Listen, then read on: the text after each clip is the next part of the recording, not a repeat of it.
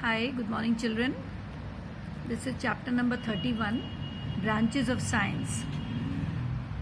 Science एक बहुत बड़ा फील्ड है बेटा. इट्स अ ह्यूज सब्जेक्ट और उसकी बहुत सारी ब्रांचेस हैं. मतलब हर एक एरिया ऑफ स्टडी जो है उसका एक अलग नाम है. Okay, so let us understand कि इस पेज पर कौन से ब्रांचेस हैं जो और वो किससे डील करते हैं. Let us understand. First is meteorology. What is this? Meteorology. ये वर्ड अगर आपने रोज़ सुना हो, टीवी सुनते हैं, मीटियोरोलॉजिकल डिपार्टमेंट होता है, वो रोज़ क्या बताता है आपको? वेदर फोरकास्ट करता है, वेदर के बारे में बताता है, right?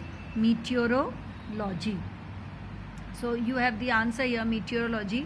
So you can this is the, इसमें से देखते हैं का आंसर है the science that deals with the study of weather. Weather के बारे में जो बताता है वो मीटियोरोलॉजी है. So this is H. Okay. Now number 2 is genetics.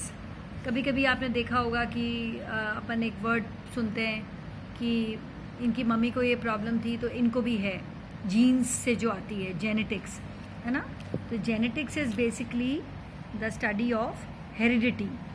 मतलब जो भी जो गुण हैं जो हमारी बॉडी में इनसाइड में जो भी हमारे ट्रेड्स हम अपने पेरेंट्स से इनहेरिट करते हैं, या कई बार एक वर्ड नहीं आता है कि इनके घर में ये चला आ रहा है, इनके घर में ये पुरानी बीमारी थी, उनको भी थी, उनको भी थी, इनको भी है, हेरिडिटरी प्रॉब्लम है, right?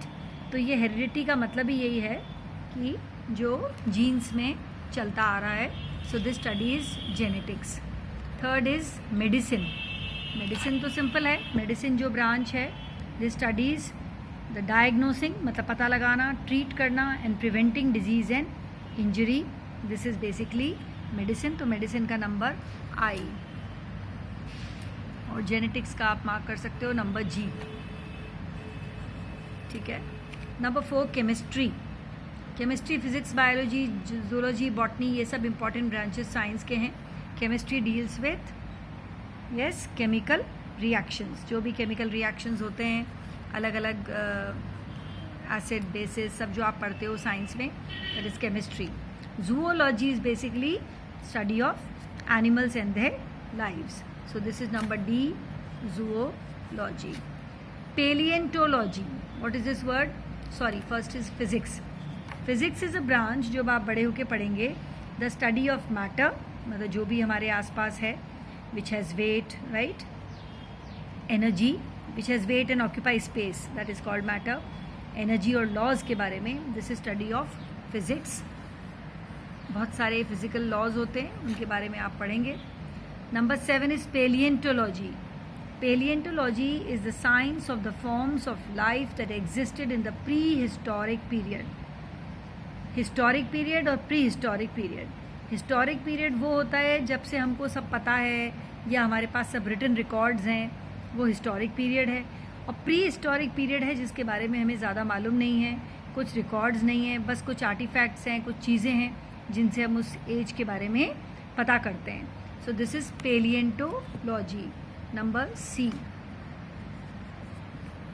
Okay, botany is easy. Number 8, study of this is plants. A, plants के बारे में जो पढ़ते हो, that is botany. Number 9, oceanography. इसका स्पेलिंग बेटा गलत है, ओशियानो होता है, OCEANO, ये स्पेलिंग होना चाहिए. ओशियानोग्राफी, ओशन से रिलेटेड है ये, राइट? सो ये तो बड़ा इजीली आप पता कर लेंगे. द स्टडी ऑफ ओशंस, जो भी वर्ल्ड में जितने ओशंस हैं उनके बारे में स्टडी करना, this is oceanography. And this is ecology. Ecology basically हमारा एनवायरनमेंट, फ्लोरा फौना जो हम पढ़ते हैं, द स्टडी ऑफ एनवायरनमेंट. क्या है, इकोलॉजिकल इम्बैलेंस हो गया है, ये हो गया है. सो दिस इज़ E, एनवायरनमेंट, हमारे चारों तरफ जो कुछ है उसके बारे में पढ़ना. This is ecology. So these are the branches. Once again let's revise. Meteorology, the study by the weather department. Genetics is study of heredity, science that deals with heredity. Medicine is the science that deals with diagnosing, treating and preventing problems and diseases. Chemistry studies about chemical reactions. Zoology is the study of animals and their lives. Physics studies about laws of nature, matter, energy. Paleontology is the study of science of the forms of life that are existing in the prehistoric period, and botany is the study of plants, oceanography is the study of oceans, and ecology is the study of environment. So beta, learn these words, learn these spellings, learn to pronounce them and complete it and learn it. Show me on WhatsApp whenever you complete. This will come in your exams, so study properly. Okay, bye bye.